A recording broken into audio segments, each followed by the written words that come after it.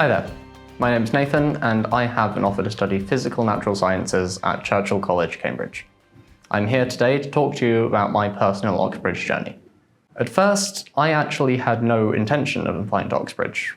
I went to the Oxbridge introduction talk given in the middle of lower sixth and decided it seemed like too much work for what it was worth, an opinion which would obviously change over the coming months. You see, at this point, I didn't really know what I wanted to study at university. I knew that I loved doing science and I had a particular fascination with astrophysics, but I also love chemistry, and pure maths has always been just ahead of physics as my favourite subject. However, I love all of these fields so much that I was struggling to decide what to do with my future. That was until one day when I was looking at different university courses on the internet, and by some happy coincidence I ended up looking at the Natural Sciences course on the University of Cambridge. I had heard about natural sciences at other universities, and the idea hadn't really appealed to me before, but for some reason I kept reading the course description and I realized it was different from what I had thought it was. It gives me the freedom to do physics, maths, and chemistry all at the same time and then slowly specialize into something throughout the course of the degree. It sounded perfect, and this realization made natural sciences a possibility in my mind, but even so, it was only after visiting Cambridge for a chemistry competition and seeing how lovely of a place it was that I decided I wanted to apply. That was the easy bit. There were really 4 hurdles to overcome if I wanted to get into Cambridge, and the first and arguably easiest of those was to decide on a college to apply to. There are many colleges at Cambridge and they're all very different from each other. And seeing as your college is where you spend a lot of time, if you get in, it's an important decision. I basically just looked at the college breakdowns on Unifrog and picked a handful I thought looked nice based on the descriptions, without really looking too deeply into any of them. I then went to an open day at the university and looked at all the ones I had picked out, and at which point I decided my favourite was Churchill, based on basically nothing other than the location, a bit out of town bordering the observatory, as well as the chill vibes I got from the place. In hindsight, I really should have done some more research before choosing a college, as I found out on later that Churchill is one of the lowest acceptance rates in the university for natural sciences, as well as being biased against private school students.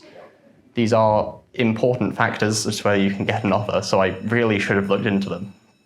And one of the biggest pieces of advice I can give is to not be as carefree about this as I was. Do your research into these things so you don't reduce your own chances of getting in unnecessarily. But at the same time, don't let that get in the way of applying to someplace you like. The next hurdle was writing a personal statement.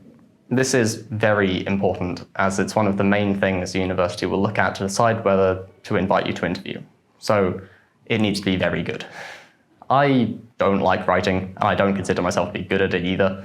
So writing a convincing page-long essay about myself was a daunting task, which I procrastinated on for a while. However, due to the large number of extracurricular activities I did throughout the lower sixth, I was able to fill it up. And with the help of my personal mentor, Miss Gokes, as well as both Miss Pender and Dr. Hill as the Natural Sciences Oxbridge mentors, I was able to turn it into a good personal statement.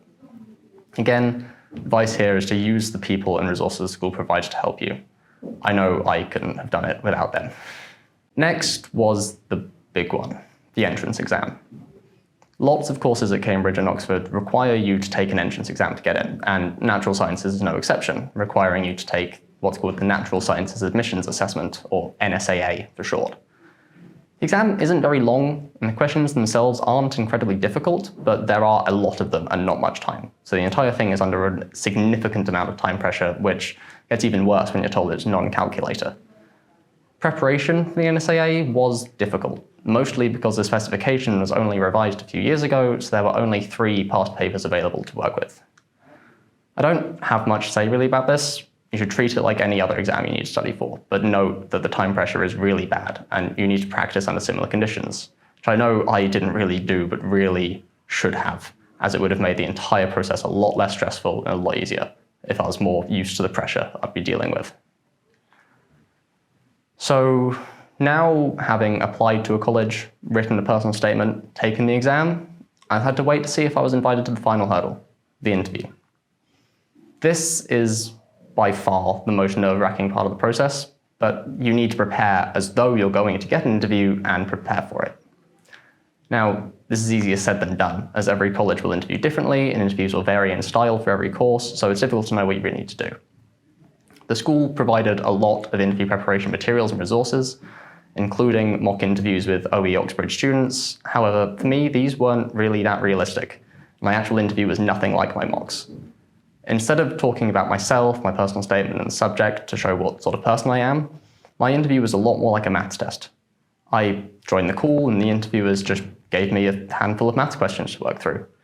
And what was important here was that they were just looking for how I think, not whether you get the right answer.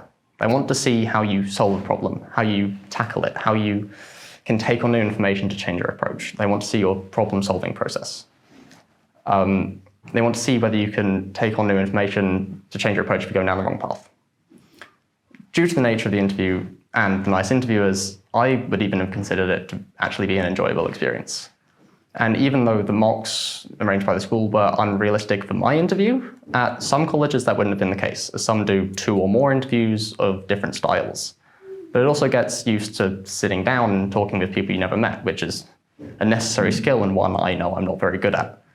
And it's not like I had no practice anyway. I was still able to get practice doing some interview-style questions much more similar to my actual interview through other members of staff at school. And with that, it's done. Having completed my interview, there was nothing more to do than wait to see if I got an offer. And once I did, try to get the grades necessary. It's been a long journey, and there's been a lot of work put in, not only by me, but also by the people who've helped me along the way.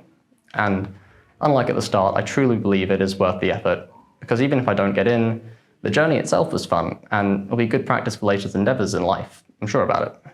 So, well, that's my story. It was a bit long, and I'm sure I rambled a bit too much, but I hope it gave you a good idea of what to expect, and I wish you all the best of luck on your Oxbridge journey.